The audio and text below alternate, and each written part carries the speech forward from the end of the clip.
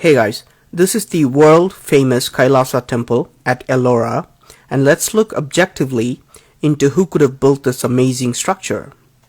By the end of this video, I hope you will agree with me that our history is completely wrong and that this temple was built by a very advanced civilization. What's so special about this temple?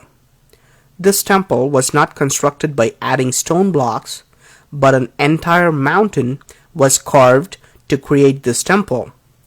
This is the only temple in the whole world where a mountain was cut out from the top to create a structure.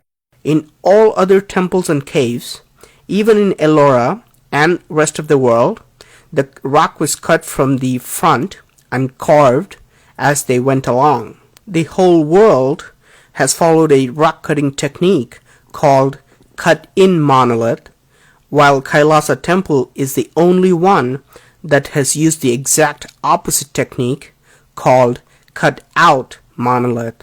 To see why this rock cutting technique is so different, let's take a look at this pillar that's over 100 feet tall. Notice how small human beings look when compared to this pillar. Normally, to create such a huge pillar, it would take years of work carving accurately on a huge rock. But this pillar was carved by scooping out all the pieces of mountain around it. You can imagine the amount of rock which has been removed to create this pillar. Historians and archaeologists are confused because of the sheer amount of rock that was removed in this temple. Archaeologists confirm that over 400,000 tons of rock had to be scooped out, which would have taken not years but centuries of human labor. Historians have no record of such a monstrous task, and they think that this temple was built in less than 18 years. Let's do a simple math and see if historians could be right. I'm going to assume that people worked every day for 18 years and for 12 hours straight with no breaks at all. I'm going to ignore rainy days, festivals, wartime, and assume that people work like robots ceaselessly. I'm also going to ignore the time taken to create intricate carvings and complex engineering design and planning, and just focus on the removal of rock.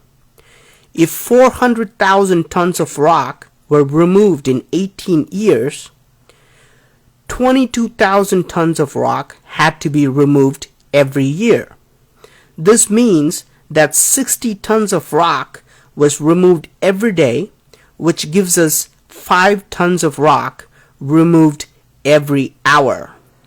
I think we can all agree that it's not even possible today to remove 5 tons of rock from a mountain every hour. Not even with the so-called advanced machines we have. So if it's not humanly possible, was it done by humans at all? Was this created with the help of extraterrestrial intelligence? Now, forget about creating such an extraordinary structure. Can human beings at least destroy this temple? In fact, Aurangzeb, a Muslim king, employed 1,000 workers to completely demolish this temple. In 1682, he ordered that the temple be destroyed so that there would be no trace of it. Records show that 1,000 people worked for 3 years and they could only do a very minimal damage. They could break and disfigure a few statues here and there, but they realized it's just not possible to completely destroy this temple. Aurangzeb finally gave up on this impossible task. Note that this attempted destruction is very similar to another mysterious structure called the Menkaure's Pyramid in Egypt. Another Muslim ruler wanted all the pyramids to be destroyed and started his work from the Menkaure's pyramid. After years of trying, he was only able to make a small dent on the pyramid. He gave up too. Were all these indestructible structures around the world created by extraterrestrials? Is that why human beings are not even able to destroy them? In fact, archaeologists agree that Kailasa Temple was created before any other temple in the Ellora cave complex. Could this have been built centuries before human beings started carving other temples nearby? Is this why the architecture, the design, and the size is so much better and bigger than other temples? If it was built by humans, it's logical to expect that the rock-cutting techniques and design would become better over time. People would gain more experience and knowledge and make better structures in the future. However, the Kailasa Temple is the oldest and the biggest temple carved with engineering perfection. Unlike other temples, the Kailasa is the only temple that's visible from the air. Out of 34 temples, all carved side by side, Kailasa Temple stands out and you can see it while flying over it. Is this just a coincidence? Or was it designed for people to see it from the air, like Nazca Lines of Peru? Even on Google Earth, the aerial view of Kailasa Temple clearly shows an X mark.